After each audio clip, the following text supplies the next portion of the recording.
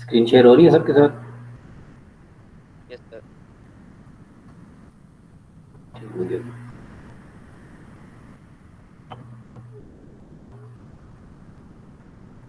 आज हम पेपर का सोल्यूशन करते हैं, इसको अपने अपने साथ करना है। जब आपसे पेपर शेयर किया जाए तो आपका सोल्यूशन कंपेयर कर लेना है, ठीक है? सोल्यूशन अपने पास नोट डाउन करना है।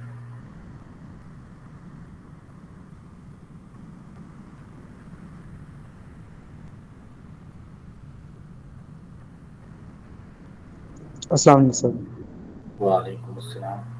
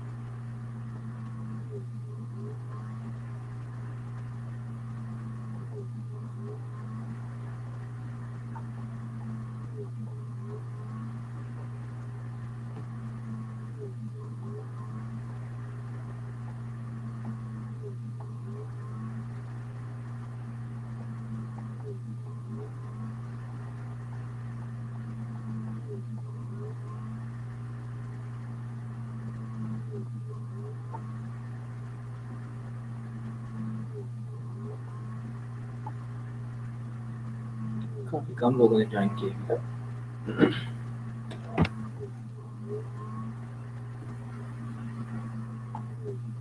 चलिए हम इसका सोल्यूशन स्टार्ट करते हैं। क्वेश्चन नंबर 1 था आपके पास, determine the total resistance of this circuit seen through terminals A and B. आपने सर्किट की टोटल रेजिस्टेंस बतानी थी seeing through terminal A and B. A और बी से जब आप सर्किट को ऑब्जर्व करेंगे तो सर्किट की टोटल रेजिस्टेंस क्या बनती है, ठीक है? अगर आप इस डायग्राम को देखें, मैं इसको पेंट में साथ खोल लेता हूँ।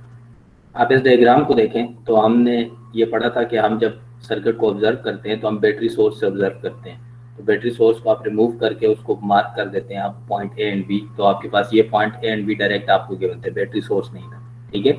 तो आपने एक्चुअली यहाँ से इस सर्किट को देखना था और आपने आर टोटल फाइंड करनी थी, जो कि एक्चुअली आर ए बी के, अगर मैं टर्मिनल्स की फॉर्म में बात करूँ तो ये आर ए बी के बराबर है। तो आर ए बी आपके पास जो था वो बराबर था आर टोटल के, और वो सर्किट की आपने बतानी थी। तो हमने ये कहा था कि हम जब ऑब्जर्व करेंगे सर्किट को तो हम फारदेस्ट रजिस्टर, जो सबसे एंड वाला रजिस्टर होगा, हम वहां से सर्किट को सम अप करना शुरू करेंगे। अगर आप इस सर्किट को देखें लास्ट से, तो R10 आपका फारदेस्ट रजिस्टर है। तो आप R10 को देखेंगे कि ये अपने से पिछले रजिस्टर के साथ सीरीज है या पैरेलल है। अगर मैं इसको देखूं तो R10 जो है वो R8 के साथ सीरीज में है, ठीक है? Right? Yes sir. Yes sir. Good. आपके पास R10 और R8 जो है वो ऐड हो जाएंगे, ठीक है? तो 10 ओम है और 2 ओम है, तो 12 ओम का आपके पास रेजिस्टर बनता है। तो अगर मैं इसका स्टेप 1 लिखूं तो मैं इसको ये लिखूंगा R8 and R10 are in series. This implies, मैं इसको R डैश का नाम देता हूँ या आप इसको कोई भी नाम दे सकते हैं। तो आपके पास R डैश हो जाएगा R8 plus R10 which is equal to 10 ohm plus 2 ohm 12 ohm, ठीक है? अगर मैं नेक्स्ट स्टेप देखूं तो अब आपके पास ये जो 12 ओम है, इसके पैरेलल में ये एक सिंपल वायर लगी हुई है जो इसके पैरेलल में कनेक्टेड है। जब ये दोनों ऐड हो जाएंगे सीरीज में तो उसके बाद इनके पैरेलल में ये जो सिंपल वायर है, इस वायर की रेजिस्टेंस कितनी होती है हमने पढ़ा था 0 ओम, क्योंकि ये शॉर्ट सर्किट है। ठीक है, तो आपके पास जो सिंपल वायर है 0 ओम, ये शॉर्ट सर्किट, ये पैरेलल है फिर R डैश के। सेकंड स्टेप में आप क्या लिखेंगे, R dash is in parallel with 0 ohm।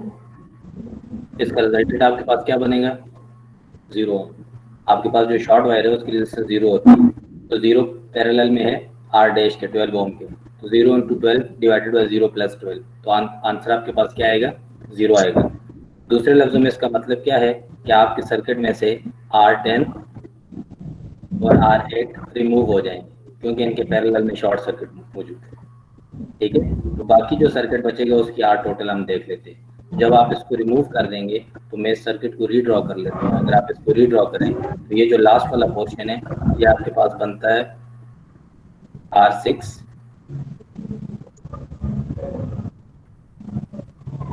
उसके साथ R7, और इस कनेक्शन को आप इस तरह से कनेक्ट करें। ये आपके पास R6 है और ये R7 है। R10 और R8 सर्किट में से रिमूव हो गए, तो बाकी सर्किट आप एज इट इज रीड्रॉ कर लेंगे। बाकी सारे का सारा सर्किट एज इट इज रहेगा। ठीक है, ये आपके पास आ जाएगा। यहाँ पर एक रेजिस्टर कनेक्टेड है, आप इसको यहाँ पर अगेन कनेक्ट कर लें। यहाँ पर आपके पास रेजिस्टर है, यहाँ पर आपके पास ये एक रेजिस्टर है और यहाँ पर ये सिंपल वायर। ठीक है, एक्चुअल में ये सर्किट आपका था, और जो शॉर्ट सर्किट था उसकी वजह से R10 और R8 सर्किट में से रिमूव हो जाते हैं। अब आप सर्किट को अगर देखें तो आपके पास टोटल रेजिस्टेंस क्या है, R7 R6 के पैरेलल में है। ठीक है, R7 और R6 पैरेलल में है ना, इनका स्टार्टिंग पॉइंट भी सेम है और इनका एंड पॉइंट भी सेम। ठीक हो गया, यस सर। ठीक हो गया। और जो इनका रिजल्टेंट आएगा वो फिर R5 के साथ, बॉटम पे R5 है, R5 के साथ सीरीज में है। ठीक है, जो उसका रिजल्टेंट आएगा वो फिर आपके पास R4 के साथ पैरेलल में है। जो इनका रिजल्टेंट आएगा वो आपके पास R3 के साथ सीरीज में है। जो उसका रिजल्टेंट बनेगा वो आपके पास R2 के साथ पैरेलल में है, और जो फाइनल रिजल्टेंट बनेगा वो R1 के साथ सीरीज में ऐड होगा। तो मैं इसकी कंप्लीट इक्वेशन लिखता हूँ, इसको जरा आप देखें। आपके पास R टोटल क्या बन जाएगा, actually R6 parallel with R7। ठीक है, जो इसका रिजल्टेंट आएगा वो R5 के साथ सीरीज में है। जो इन दोनों का रिजल्टेंट बनेगा सीरीज ऐड होने के बाद वो आपके पास R4 के साथ पैरेलल है। जो इसका रिजल्टेंट आएगा वो आपके पास R3 के साथ सीरीज में है। जो इनका रिजल्टेंट बनेगा, जैसे प्लस लगा दें R3 से पहले। सॉरी, ये पैरेलल आ जाएगा R2 के साथ, और जो इनका रिजल्टेंट बनेगा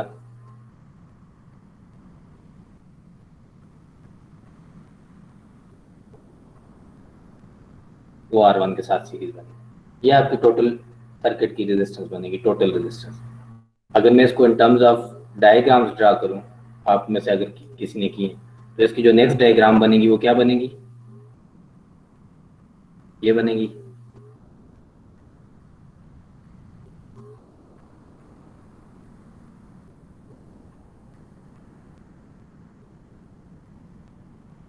सर 1 मिनट ऊपर कीजिएगा। हाँ जी,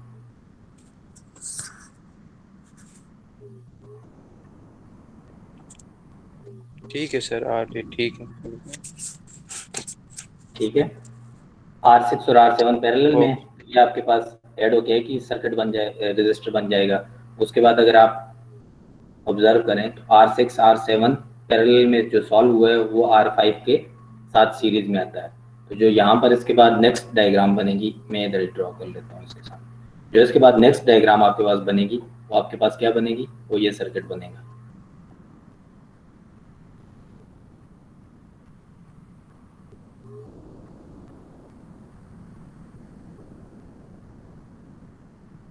तो ये दोनों सीरीज में ऐड हो जाएंगे।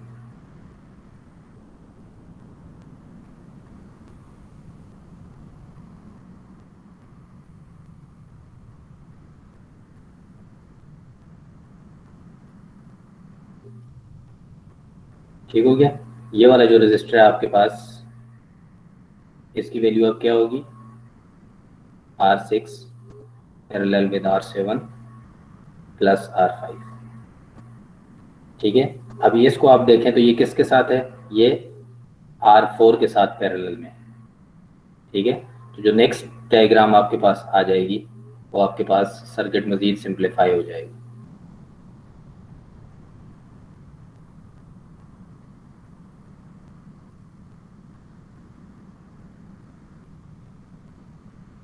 ये आ जाएगा। अब ये वाला जो रजिस्टर है इसकी वैल्यू आपके पास क्या है, R4 parallel with R6 parallel R7 plus R5।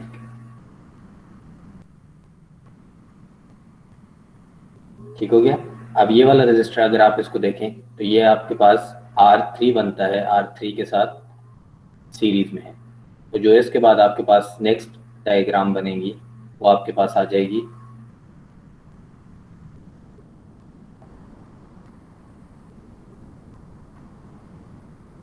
ये वाली। ठीक है, ये आपके पास R2 है और ये आपके पास R1 है।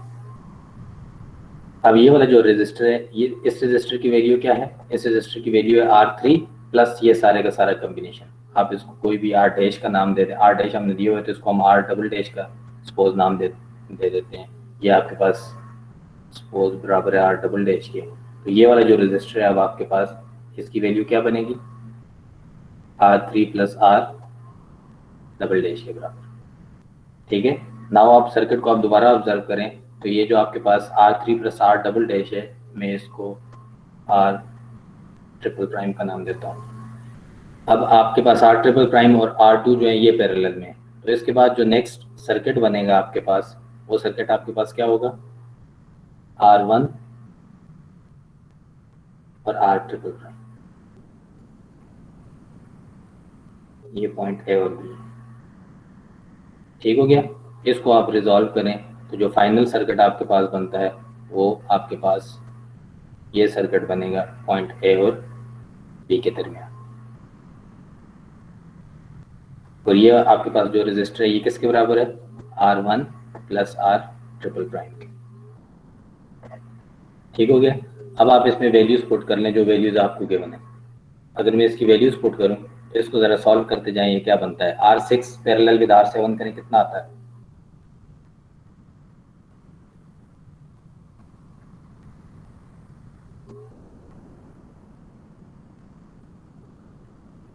Six ohm parallel with 8 ohm, 48 divided by 14, 3.42। 3.42। तो आपके पास मैं इसको यहाँ पर लिख लेता हूँ, R6 पैरेलल R4 आपके पास आता है 3.42 ओम्स। ठीक है, नेक्स्ट स्टेप आपके पास क्या है कि ये R6 पैरेलल R7 जो है वो R5 के साथ ऐड होगा, तो प्लस R5 करें। R5 की वैल्यू कितनी है, 4 ओम। ठीक है, तो ये वाला जो 7.42। ये आपके पास आ जाएगा बिल्कुल 7.42 ओम्स। ठीक है, अब आप देखें तो 7.42 ओम्स पैरेलल है R4 के, तो इसको R4 के साथ पैरेलल में आप ऐड करें। R4 की वैल्यू क्या थी, 8 वैल्यू है सर। 8 के साथ।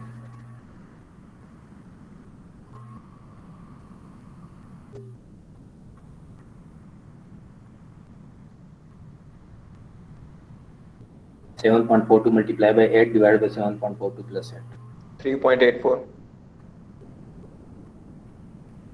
3.84। तो ये वाली आपके पास जो वैल्यू आ जाएगी या आ जाएगी कितना सर 3.84। 3.84 ओम्स। ठीक है, अब आप देखें 3.84 ओम जो है वो R3 के साथ सीरीज में है, तो इसमें प्लस R3 कर दें तो आपके पास R ट्रिपल प्राइम आ जाएगा। R3 की वैल्यू क्या थी 4 ओम, 3.84 प्लस 4 7.84 हो जाएगा। 7.84 ओम्स आपके पास R ट्रिपल प्राइम आ गया। अब आप देखें R ट्रिपल प्राइम जो है वो R2 के साथ पैरेलल में है। R2 की वैल्यू क्या थी 8 ओम, 7.84 multiply by 8 divided by 7.84 plus 8।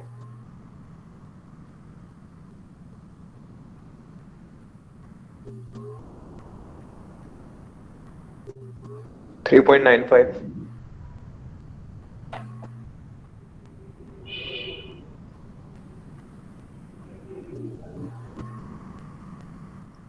Sir 3.95। 3.95। एक मिनट, हमने इसको किया। ठीक है, ये आपके पास आ गया, दोनों पैरेलल थे। ठीक है, इनका जो रिजल्टेंट आया वो R3 के साथ सीरीज में था, R4 पैरेलल दिस। ठीक है, ये आ गया R3 के साथ सीरीज में R ट्रिपल प्राइम, और फिर R3 के सीरीज और R2 के साथ लाइफ इज बेस्ट टीचर। ये आपके पास आ जाएगा R4। ठीक है, R3 नहीं आएगा, R4 आएगा। R4 आपके पास किसके बराबर है R2, और ये हमारे पास हमने R डबल प्राइम जो लिखा है ये हमने प्लस किया हुआ है ना, ये एक्चुअली पैरेलल है। ठीक है, ये प्लस नहीं है, हमने ये वाली मिस्टेक की। इसको देखो आप, ये आपके पास 3.84 बन गया ना, ये वाला रजिस्टर। ये वाला रजिस्टर R3 के साथ ऐड होके आपको देता है न्यू वैल्यू विच इज 7.84। ठीक है, तो 7.84 फिर पैरेलल है R2 के, और R2 इटसेल्फ 8 ओम है। ठीक है, तो इसको हम R4 का नाम देते हैं, R4 प्राइम। तो R4 प्राइम की वैल्यू आपके पास क्या है 3.95। 3.95 ओम। तो जो इसके बाद फाइनल रिजल्ट है वो 3.95 ऐड हो जाता है R1 के साथ। तो अगर आप इसको R1 के साथ ऐड करें तो R1 की वैल्यू कितनी है 6 ओम। तो आपके पास जो टोटल रेजिस्टेंस बन जाएगी 9.95। 9.95 ओम्स या 10 ओम ये बनती है। ठीक है, अप्रोक्सीमेटली। तो आपके पास ये आ गई सर्किट की total resistance, RT is equal to 9.95 ohms. ठीक हो गया, ये आपका क्वेश्चन नंबर 1 था, इसके 10 नंबर थे। तो आप में शॉर्ट सर्किट को अगर आप रिमूव कर दें तो आपके पास बाकी सारे का सारा एनालिसिस ये बनता है। इसको एक दफ़ा दोबारा देख लीजिएगा और अपने पास इसको नोट कर लीजिएगा, सो दैट आप सेशनल 2 जब करें तो आप इसको सॉल्व कर सकें। ठीक हो गया। Now question number 2। ये पहले क्वेश्चन में कोई कंफ्यूजन है? सर वो बस हो गई है सॉल्व, थोड़ी सी गलती हो गई थी सर। R6 और R7 सीरीज में नहीं बन सकते थे ऊपर? R6 और R7 सर ये तो सीरीज में लग रहे थे हम। नहीं, सीरीज में किधर? आप इस वाले सर्किट में यहाँ पर आए हैं ना, तो ये R6 और R7 को देखें, ये दोनों सीरीज में तो नहीं है। इन दोनों के दरमियान ये वाला भी करंट डिवीजन का पाथ है, यहाँ भी करंट डिवाइड होगा। अगर आप ऊपर वाली जगह पर देखें तो यहाँ भी R6 और R7 के दरमियान ये दो करंट्स आ रहे हैं। R6 और R7 दोनों पैरेलल में है। इसका जो रिजल्टेंट आएगा वो R5 की सीरीज में है, उसका जो रिजल्टेंट बनेगा R4 के पैरेलल में, उसका जो रिजल्टेंट बनेगा R3 के सीरीज में, उसका जो रिजल्टेंट आएगा R2 के पैरेलल में, जो इसका रिजल्टेंट बनेगा वो R1 के साथ सीरीज में ऐड होके 9.95 ओम्स टोटल रेजिस्टेंस बनती है। ठीक हो गया? सही हो गया सर। नाउ क्वेश्चन नंबर 2 जो है वो आपके पास क्या था, ये सर्किट आपको गिवन था और आपको एक कहा गया था determine the voltage at node 1 and 2। Node 1 और 2 आपको बता दी गई थी using nodal analysis technique. Nodal analysis use करते हुए आपने वैल्यू निकालनी है।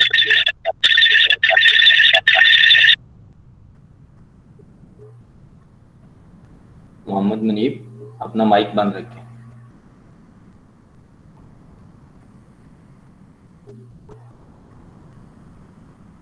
ठीक है, क्वेश्चन नंबर 2 को आप देखें तो आपके पास ये क्वेश्चन है। एक्चुअली मैं इसको भी वहाँ पर टेस्ट कर देता हूँ। और आपने नोड 1 और 2 पर वोल्टेज बतानी है, नोड वोल्टेज, और उसके बाद आपने इन्हीं दोनों पॉइंट्स के ऊपर केसीएल प्रूव करना है।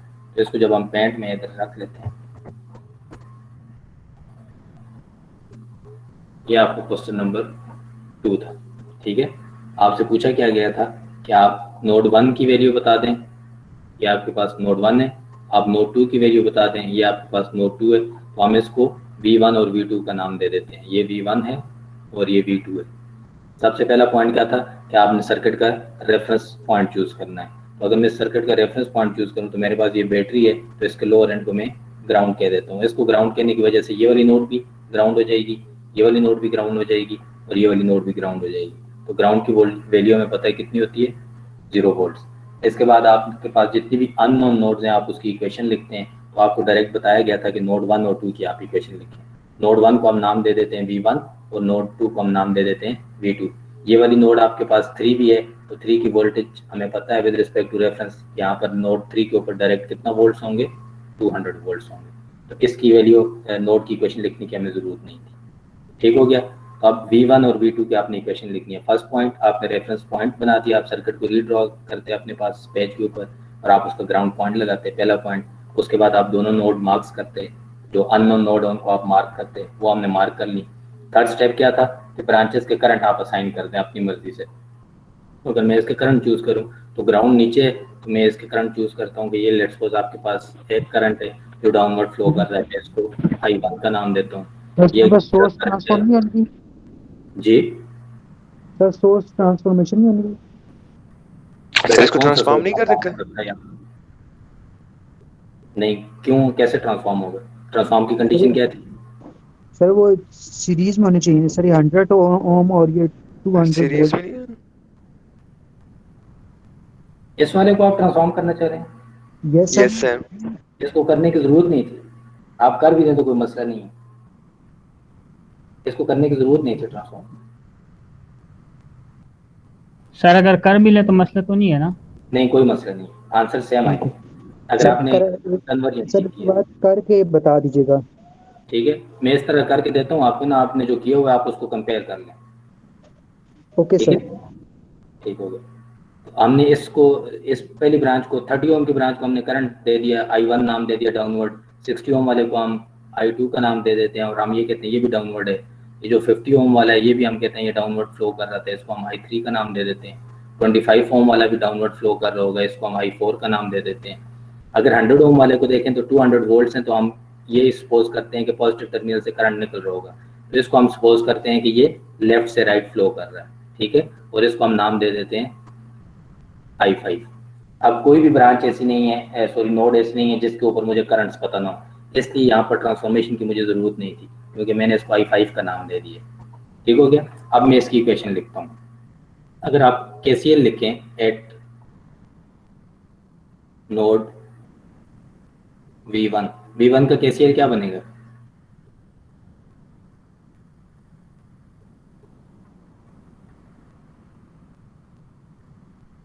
नोड 1 का KCL क्या बनेगा? सर यहाँ पर तो सारी अवे जा रहे हैं। तो सर बेशक सारे वे आउट जा रहे हैं कोई यहाँ पर। मसला तो नहीं। तो मैंने कहा जीरो ना इज सारे आउट जा रहे इक्वल टू हैं। I1 plus I2 plus I2 plus 2 ampere is equal to plus 0 I2 plus 2 ampere is equal to 0। ठीक है, तो इसको हम लिख सकते हैं I1 plus I2 is equal to minus 2 ampere, उस तरफ चला जाएगा 2 एम्पेयर, तो जैसे 2 लिख एम्पेयर को सकते हम हैं। राइट से, ठीक हो गया। गुड। अब I1 की वैल्यू हमने पुट करनी है इन टर्म्स ऑफ वोल्टेज, तो मैं इसको डायरेक्ट इक्वेशन लिखता हूँ, इसको आप देख लें। अगर मैं इसकी डायरेक्ट इक्वेशन लिखूँ तो I1 आपके पास बनता है V1 divided by 30 plus V1 divided by 60 is equal to -2। ठीक है, रेजिस्टेंस ओम्स में तो करंट एम्पेयर में ही होगा, इसलिए मैंने यू नॉट कैंसिल कर दिया। ठीक हो गया। तो आप इसको सिंपलीफाई कर दें तो ये इक्वेशन क्या बनती है?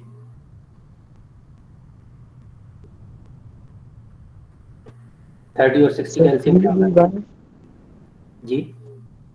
Sir 3v1 is equal to -120। आज आपने ये दोनों ऐड कर दिए? सर आपकी आवाज़ बहुत कट रही है।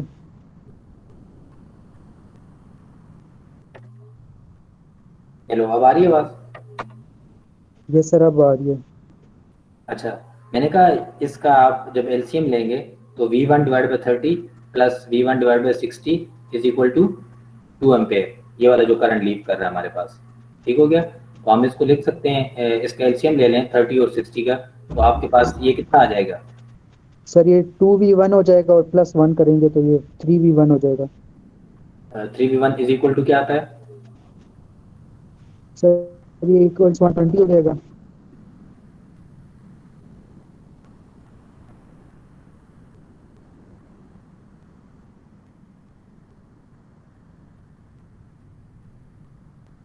और V1 आपके पास क्या आ जाएगा? जाएगा 40 120 divide by 3 is equal to 40। 40। V1 आपको डायरेक्ट पता चल गया यहाँ से, फर्स्ट इक्वेशन से। Now KCL eight node V2, V2 का KCL आप लिखें। V2 का KCL क्या बनेगा? Sir 100 is equal to I + I4। 2 ampere plus 2 + I5 is equal to I3 plus I4।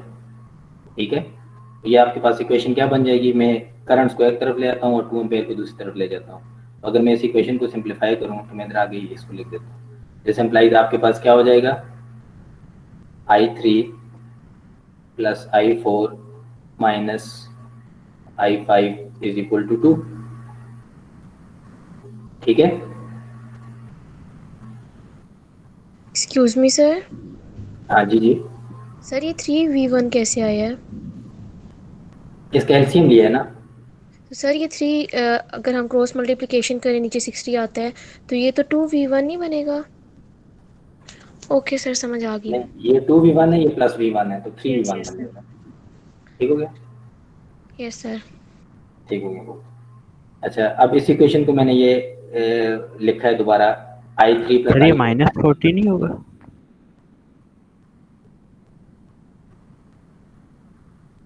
-40 होगा। ये आपके पास -20 है ना, -120 है, ये आपके पास -40 है।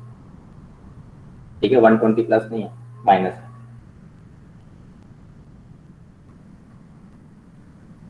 ठीक हो गया?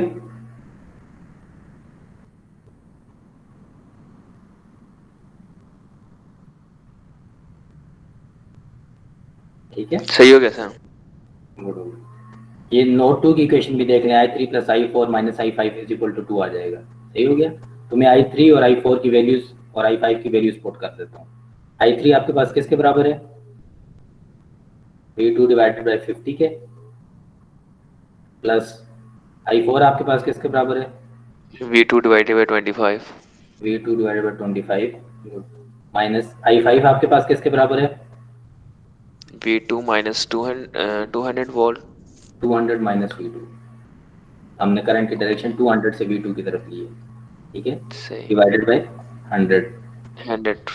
इज इक्वल टू 2 आ जाएगा। ठीक है, अब इसका एलसीएम लेके सॉल्व कर लें तो इक्वेशन क्या बनती है? 100, 25 और 50 का एलसीएम क्या बनता है?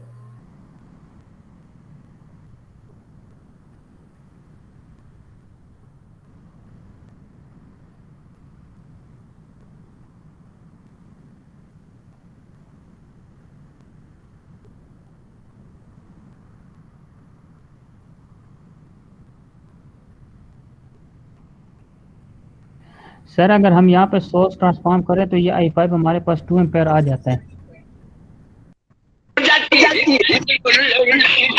जो I5 वैसे भी 2 एम्पेयर आ जाएगा जब हम सॉल्व करेंगे। तो हमें नोड की वोल्टेज चाहिए ना, I5 तो हमें चाहिए नहीं है अभी। तो नोड की वोल्टेज आई तो I5 हम निकाल लेते हैं, वो खुद आ जाएगा। तो आपके पास I5 नहीं बनेगा, आप तो करंट सोर्स बना रहे हैं ना, तो करंट सोर्स आपके पास आ जाएगा I is equal to V divided by R, 200 divided by 100, तो ये आपके पास आ जाएगा 2 एम्पेयर करंट सोर्स जो बनेगा।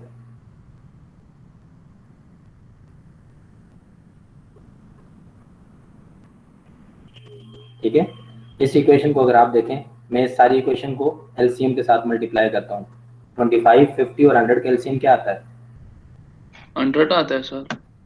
ठीक हो सर गया। 100 से मल्टीप्लाई करते हैं सबको। 100 से सारी सर इक्वेशन 100 मल्टीप्लाई ओवर करते हैं 7 वैल्यू है। तो ये आपके पास आ जाएगा 2v2। यार ब्रो ये म्यूजिक बंद कर दो, मेहरबानी कर लो, मुस्लिम नदीम जो भी हो। बेटा आपने क्लास नहीं लेनी तो आप बाकियों को डिस्टर्ब ना करें प्लीज, आप क्लास लीव कर सकते हैं। सर पता नहीं आ जाते हैं यहाँ पे माइक ऑन करके, पता नहीं क्या शो करवा रहे होते हैं, इनकी समझ ही नहीं आती एक तो। ये असल में खुद पढ़ना नहीं चाहते और दूसरों को पढ़ने नहीं देते। बेटा दोबारा अगर मुझे आपका म्यूजिक मिला तो ये अभी मैं सामने स्क्रीन रखता हूँ, अगर आपने वीडियो देखी हो तो ये रिकॉर्डिंग आपकी आती है, ठीक है? मैं नेक्स्ट टाइम से आपको ब्लॉक कर दूंगा, तो फिर आप अपने HOD के थ्रू एप्लीकेशन पुट करके आइएगा, तो फिर आपके पास आपके साथ नेक्स्ट बात होगी। आपने क्लास लेनी है तो आप माइक ऑफ करके क्लास लें, नहीं लेनी क्लास तो आप बेशक क्लास में मत आया, एटलीस्ट जो पढ़ना चाहते हैं उनको डिस्टर्ब ना करें आप। और ये ना समझिएगा कि मेरे सामने स्क्रीन है तो मुझे पता नहीं चलता। आप वीडियो देखते हैं ना, तो वीडियो में आप देखिएगा साइड पे आपने जिसने भी माइक ऑन किया है, जिसने बात की है, जिसने म्यूजिक लगाया है, वो साइड पे शो होता है। तो मेरे लिए ये मसला नहीं है आपको ट्रेस आउट करना, ठीक है? अच्छा बेटा सर V2 की टोटल वैल्यू 100 ओवर 7 आती है। अच्छा हम इसकी इक्वेशन को लिखते हैं, ठीक है? सॉरी आप लोग भी साथ डिस्टर्ब हुए। 2v2 प्लस 25 है तो 100 के साथ जब मल्टीप्लाई होगा तो ये आ जाएगा 4v2 minus 200 minus v2 is equal to 200, ठीक है? तो ये 200 राइट साइड पे जब चला जाएगा आपके पास सर ये प्लस हो जाएगा। हाँ 200 प्लस 200 400 हो जाएगा, और इसको आप ऐड करें 2v2 प्लस 4v2 6v2, और अच्छा ये माइनस इंटू माइनस प्लस आएगा, सर प्लस हो जाएगा ये। ठीक है? ये आपके पास इक्वेशन इस तरह से ठीक हो गया। तो ये आपके पास आ जाएगा 7v2 इज इक्वल टू 400, तो v2 आपके पास आ जाएगा 400/7 400 डिवाइड बाय 7 विच इज कितने वोल्ट्स? सर 57 पॉइंट कुछ आता है। 57 पॉइंट कुछ कितना, कुछ को मैं कैसे लिखूं?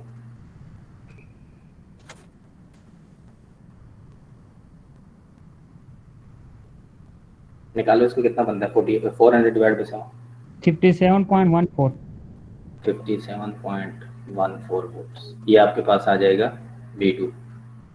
फर्स्ट पार्ट आपका कंप्लीट हो गया। आपको दो वोल्टेजेस चाहिए थी V1 और V2, वो हमने कैलकुलेट कर ली।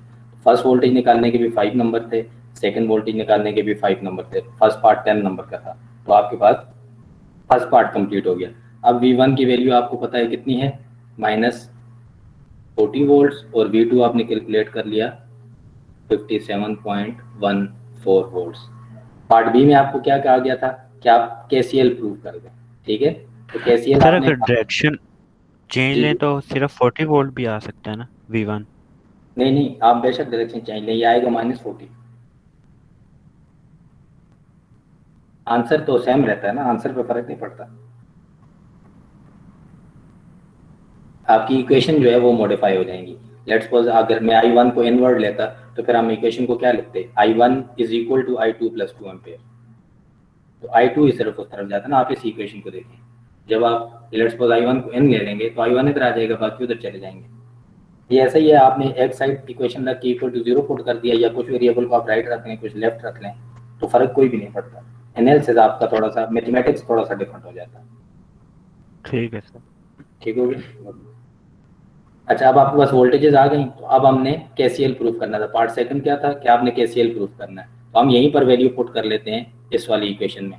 तो अगर आप KCL को प्रूफ करें पार्ट बी में, मैं इसको साथ यहाँ पर लिख देता हूँ क्योंकि सॉल्यूशन आपसे मांगा जाएगा। तो फिर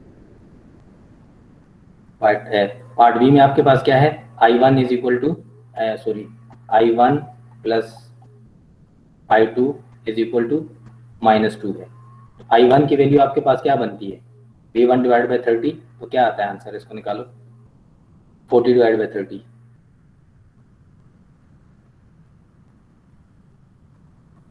-40 डिवाइड बाई 30 प्लस I2 आपके पास क्या बनता है, -40 डिवाइड 1.33 आता है सर 40 डिवाइड बाय 30 का, इज इक्वल टू -2। ठीक हो गया। तो इसमें अब वैल्यूज पुट करो। -40/30 कितना आता है? 1.33 माइनस 1.33 आता है माइनस। 1.33 वोल्ट्स। और अगला भी आपके पास माइनस आ जाएगा। -40/60 कितना बनता है? 40/60 कितना बनता है? सर ये -40/30 0.66 आता है, -13 आ रहा है सर, -13.3। -13 आ ही नहीं सकता। 40/60 -13 कैसे आता है? एक इनका वो कोई सेटिंग में इश्यू होगी, 1.33 आता है यस सर, और दूसरे का 1.3 आ रहा है। 0.66 आता है। 0.66 आएगा, ठीक है। 0.66 या 0.7 इसको आना चाहिए। तो ये आपके पास -2 के बराबर। आप इसको ऐड करें तो -2 = -2 आता है। तो फर्स्ट इक्वेशन आपके पास प्रूव होगी, ठीक है। इसके 5 नंबर थे इस पार्ट के, सॉरी इस पार्ट बी के। तो 2.5 पहले केसीएल को प्रूव करने के हैं, 2.5 ही दूसरे केसीएल के हैं। तो ये आपका फर्स्ट केसीएल है एट नोड 1, ठीक है। तो जो सेकंड केसीएल है वो आपके पास क्या था? आपने खुद इक्वेशन लिखी है ये वाली, ये जो हमने लिखी हुई है, I3 + I4 - I5 = 2, ठीक है। I3 की वैल्यू पुट कर दें। I3 की वैल्यू आपके पास क्या है? V2/50, 57.14/50 निकालो कितना आता है?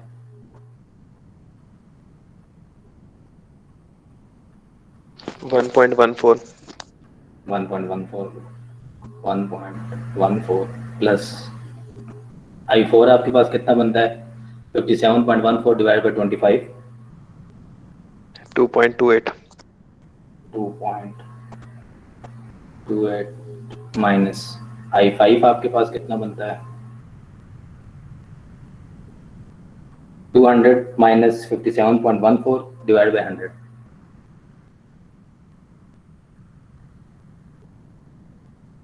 1.42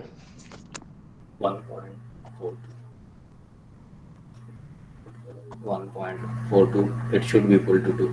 तो इसको ऐड करके देखो 2 आता है। 1.14 + 2.28 - 1.42 2 = 2 आना चाहिए। यस सर 2 आ रहा है।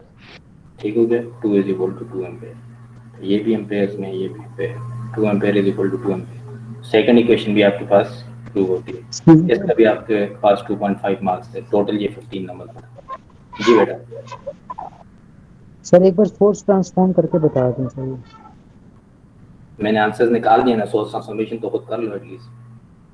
नो सर वो ये नहीं, इसे मैं कह रहा हूँ कि सर एक बार फोर्स ट्रांसफॉर्म करके ना करंट की डायरेक्शन बता दें बस, और कुछ नहीं। करंट की डायरेक्शन अपवर्ड होगी ना। जब आप सोर्स 200 की जगह आपके पास 2 एम्पेयर का सोर्स आ जाएगा। 200/100 2 एम्पेयर का सोर्स बनेगा जिसकी डायरेक्शन अपवर्ड होगी, क्योंकि की डायरेक्शन अपवर्ड है। और 100 ओम का रेजिस्टर जो है वो उसके पैरेलल में लग जाएगा।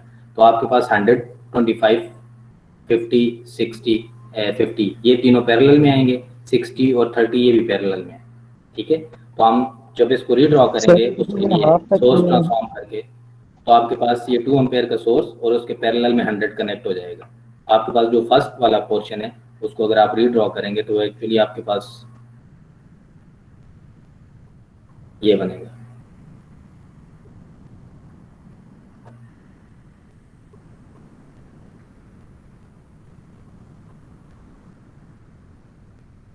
ये आपका सारा सर्किट है अगर आप ट्रांसफॉर्मेशन करते हैं तो। ये आपके पास बैटरी थी 2 एम्पेयर की, सॉरी 2 एम्पेयर का ये भी सोर्स था, ये भी 2 एम्पेयर है। इसको आप ट्रांसफॉर्म करेंगे तो ये भी 2 आ जाएगा। ये 100 और बाकी रजिस्टर सारे अपनी जगह पर हैं, सेम वही सर्किट है, ठीक है। ये आपके पास नोड 1 बनेगी और ये आपके पास नोड 2 बन जाएगी। करंट्स की डायरेक्शन जिस तरह मैंने चूज़ कर लिया आप चूज़ कर लें। बाकी सारी हमने डाउनवर्ड ली हुई है क्योंकि हमने कहा है कि ग्राउंड हमारे पास नीचे है। तो जो 100 है उसका भी करंट डाउनवर्ड होगा क्योंकि ग्राउंड नीचे है। इसका करंट भी डाउनवर्ड है, इसका करंट भी डाउनवर्ड है, इसका करंट भी डाउनवर्ड है, इसका करंट भी डाउनवर्ड है। इसको सॉल्व करके आप आंसर मैच कर लें। V1 और V2 जो आंसर आए हैं वो सेम आएंगे। इक्वेशन इस तरह से प्रूव होगी। ठीक हो गया। ओके सर, सही है सर, थैंक यू। लास्ट वाले पे आ जाओ। आपके पास जो थर्ड क्वेश्चन है सर 1 मिनट जरा पीछे दिखाइएगा जस्ट सॉल्यूशन। हाँ जी।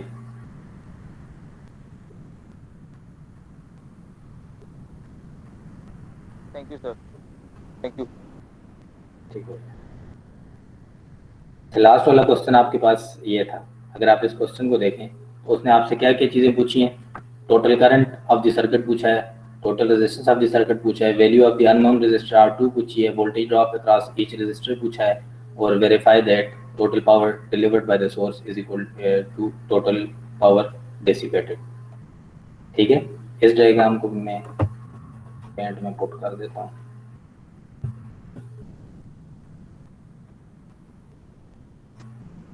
और यहाँ पर हम ले लेते हैं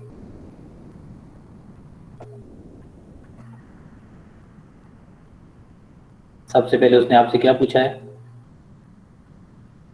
total current of the circuit. Circuit का टोटल करंट क्या होगा सर R3 से मिल जाएगा। सर R3 से हम निकाल लेंगे टोटल करंट। ठीक है, IT आपके पास टोटल करंट है। तो अगर आप देखें तो यहाँ पर एक रेजिस्टर आपको गिवन है जिसकी रेजिस्टेंस भी पता है और जिसकी वोल्टेज भी पता है, तो सीधा सीधा सीरीज सर्किट है। तो जो R3 का करंट है वो एक्चुअली सारे सर्किट का करंट है। ठीक है, तो हम R3 का करंट निकाल लेते हैं।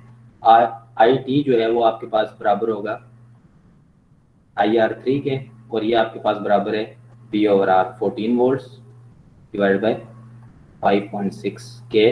कितना आता है ये मिली एम्पेयर में आ जाएगा 8 ohm 8 ampere 8 ampere milliampere. Sir milliampere 14 divide by 5.6 कितना आता है 8 आता है। यस सर जी पेपर याद है। आना तो नहीं चाहिए 8। सर 2.5 आता है। सर 2.5 आता है, लो भाई गलत कर दिया आपने। यस सर 2.5 आ रहा था। हाँ जी, 14 डिवाइड बाय 5.6 8 कैसे आ सकता है।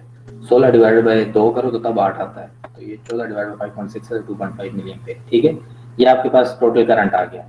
सेकंड पार्ट उसने क्या पूछा था, total resistance of the circuit. Circuit की टोटल रेजिस्टेंस क्या होगी। R2 आपके पास अननोन है। ठीक है, जब तक R2 की वैल्यू नहीं होगी तो आप टोटल रेजिस्टेंस नहीं बता सकते। तो टोटल रेजिस्टेंस मुझे कैसे पता चलेगी। पहले हम V1 निकालेंगे, उसके बाद sir I is equal to V by R निकाल के। सर यहाँ पर करंट सर हम सोर्स ट्रांसफॉर्म करके भी एक निकाल सकते हैं। तुम सारे काम उल्टे क्यों करते हो, तो इसमें सोर्स ट्रांसफॉर्म करने की क्या जरूरत है। सर सर हम V1 तो कैसे जब तुम सोर्स ट्रांसफॉर्म करे करंट निकालोगे तो वो करंट टोटल करंट नहीं होगा बेटा। ये कितनी दफा मैंने आपको कहा है। Excuse me sir. जी सर V1 फाइंड करेंगे केवीएल के थ्रू, हम V2 फाइंड करके उसके बाद आई हमारे पास गिवन होगा तो वहां से हम R2 निकाल लेंगे। एग्जैक्टली। सर अगर आप total current is equal to total, इस टोटल करंट से आपको ये वाला वोल्टेज पता चल जाएगा R2 भी, और ये वोल्टेज पता चल जाएगा R3 भी। तो KVL से हमें VR2 पता चल जाएगा, क्योंकि 3 वोल्टेजेस हमें नोन हो जाएंगी तो चौथी वोल्टेज हम निकाल लेंगे। ठीक है, जब वोल्टेज आप निकाल लोगे, करंट आपको ऑलरेडी पता है, तो हम R2 की वैल्यू बता सकते हैं। तो पहले तो आपको यहाँ पर KVL लिखना पड़ेगा। तो इसका KVL अगर मैं लिखूँ तो मैं अगर क्लॉकवाइज चलता हूँ या एंटी क्लॉकवाइज इस वाले लूप में, तो आपके पास दूसरे लफ्जों में KVL जितने सप्लाइड वोल्टेज है उतने ही ड्रॉप के बराबर होने चाहिए। तो मैं इसको लिख सकता हूँ 45 volts should be equal to 14 volts V1 plus V2 plus VR1। तो अगर VR1 आप देखो, VR1 अगर आप देखो तो VR1 आपके पास किसके बराबर होगा I इंटू R के। I आपके पास है 2.5 मिली एम्पेयर, R है आपके पास 3.3 किलो ओम। तो V2 की वैल्यू आ जाएगी। सर फिर रिपीट कर दें। सर आपको V2 की वैल्यू निकालनी है, तो सप्लाइड वोल्टेज ड्रॉप वोल्टेज के बराबर होगा। तो सप्लाइड वोल्टेज है 45 वोल्ट, ड्रॉप वोल्टेजेस में दो वोल्टेजेस मुझे पता है, 14 वोल्ट भी मुझे पता है, और R1 वाले केस में मुझे करंट और रेजिस्टेंस दोनों पता है। तो V इक्वल टू IR से मैं इसकी वोल्टेज बता दूंगा। यहाँ पर मुझे पता है कि 2.5 मिली एम्पेयर करंट है, रेजिस्टेंस की वैल्यू मुझे पता है, तो V इक्वल टू IR से V1 आ जाएगा। V1 किसके बराबर होगा 2.5 इंटू R1। तो ये मैंने यहाँ पर लिखा है 2.5 into R1 plus V2 plus 14। तो आपके पास V2 की वैल्यू आ जाएगी। कितनी आती है V2?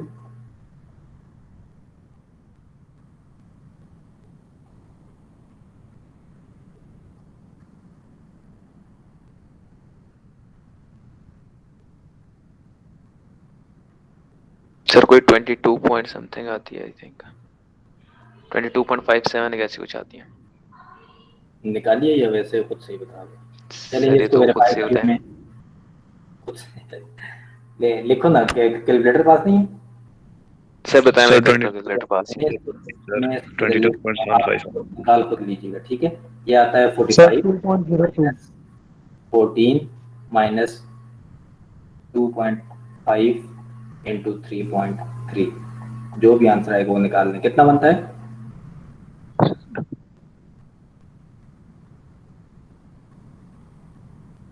इसको आप चेक कर लें, ठीक है। V2 आपके पास आ, 22.75 अच्छा ठीक, 22.75 वोल्ट। तो अब आप R2 की वैल्यू बता देखें सकते सर, उतना ही आया है। हैं? इसका मतलब तुमने याद ही किया हुआ है ना। Yes sir. अच्छा, दिस इम्प्लाइज आपके पास क्या आ जाएगा? R2 आपके पास क्या बन जाएगा?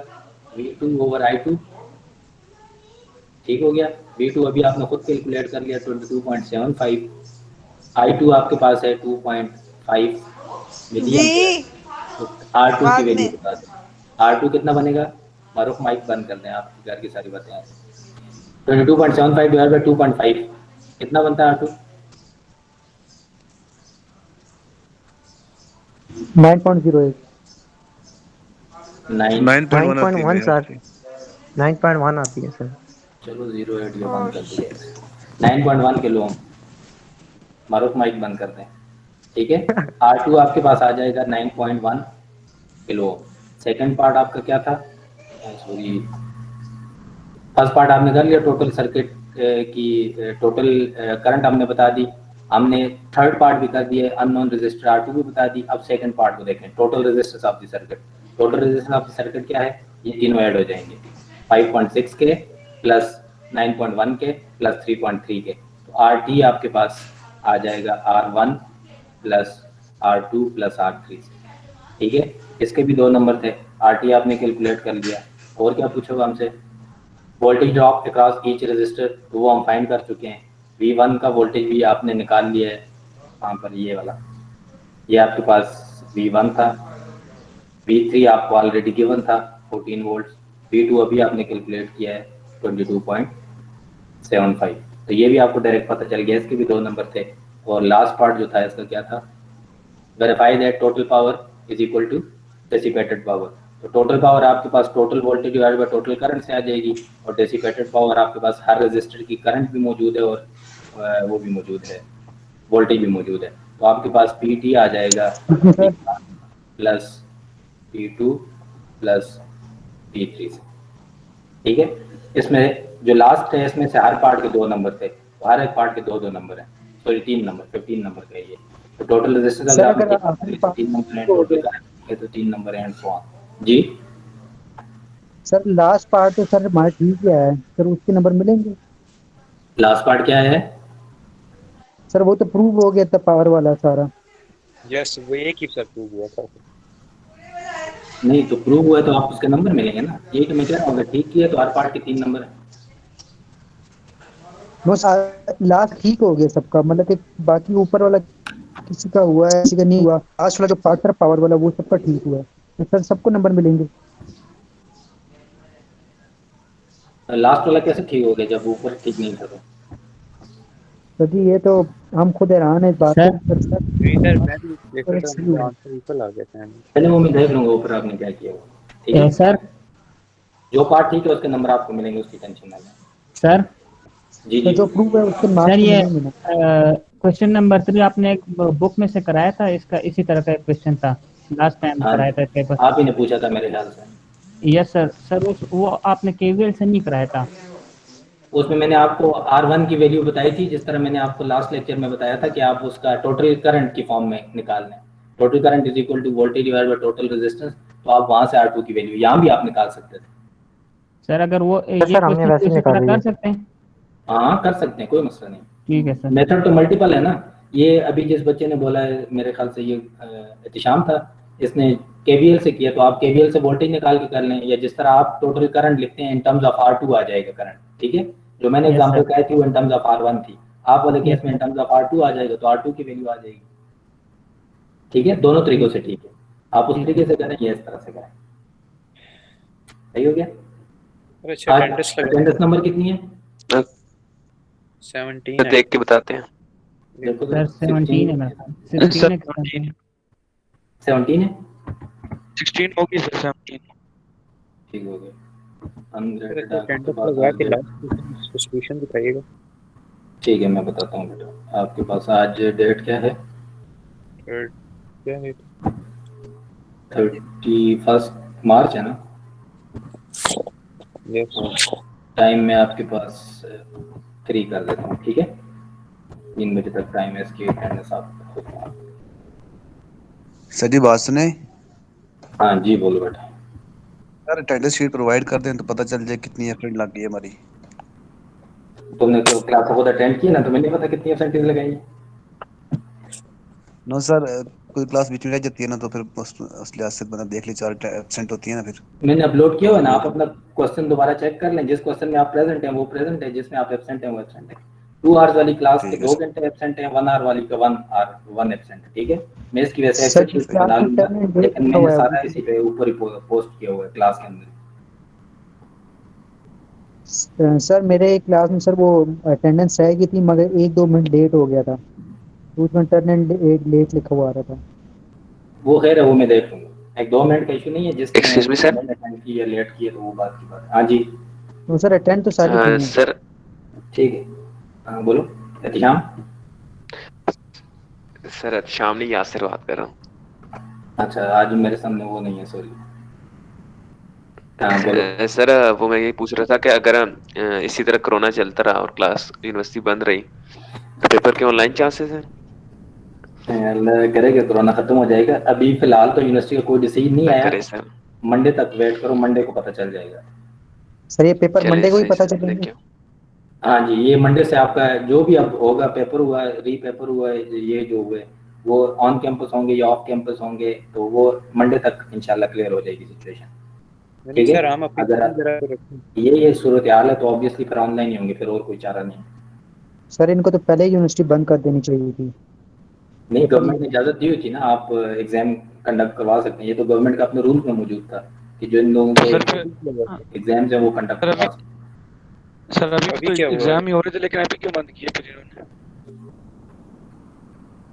अभी क्या हुआ है अभी क्या हुआ अभी क्यों बंद किए सर फिर अभी गवर्नमेंट की तरफ से ही आया ना डिसीजन कि आप जो कोरोना केसेस हैं वो इब्तिदाबाद कह रहा हूँ सॉरी इस्लामाबाद जो है वो 23% को अप्रोच कर गया है 27 पिंडी की रेशो आ रही है तो इवन के जो आपकी एज के बच्चे हैं जिनको पहले कहा जाता था कि ये सेफ हैं अगर आप अभी रिसेंट एनालिसिस देखें तो कल 174 बच्चे 10 से 40 दरमियान 40 एज के दरमियान के 174 लोगों में डायग्नोज हुआ है और ये भी उन लोगों का जिनका टेस्ट हुआ है इनमें से पता नहीं आप में से कितनी ऐसे लोग होंगे जिनके टेस्ट नहीं हुए तो हो सकता है उनको भी इसके सिम्टम्स हों तो अब ये जो सर हमारी यूनिवर्सिटी ये ओल्ड एज में है लेकिन अब ये छोटे बच्चों में भी इवन के 2 दिन के बच्चे में भी डायग्नोज हो गया है 11 दिन का बच्चा है उसमें डायग्नोज हो गया है तो इसलिए सिचुएशन काफी खराब हो सर गई हमारी यूनिवर्सिटी के एक स्टूडेंट हैं हमारी यूनिवर्सिटी के स्टूडेंट हैं उनको और उनकी पूरी फैमिली को भी हो गया कोरोना।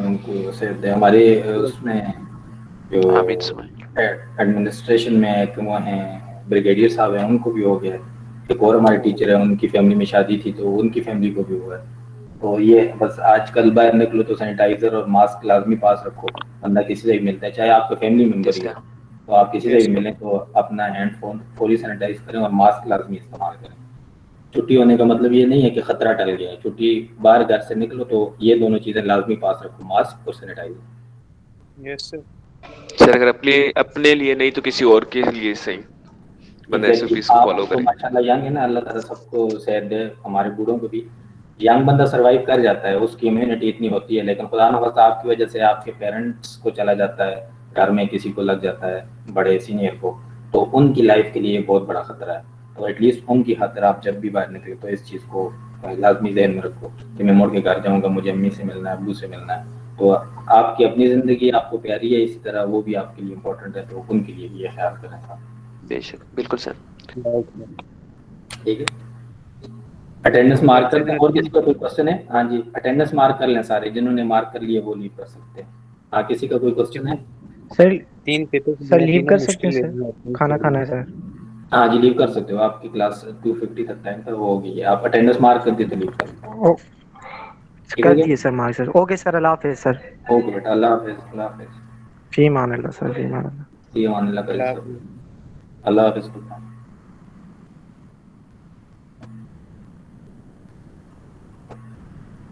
अल्लाह हाफिज सर, टेक केयर। अल्लाह हाफिज या सर, अल्लाह हाफिज, टेक केयर।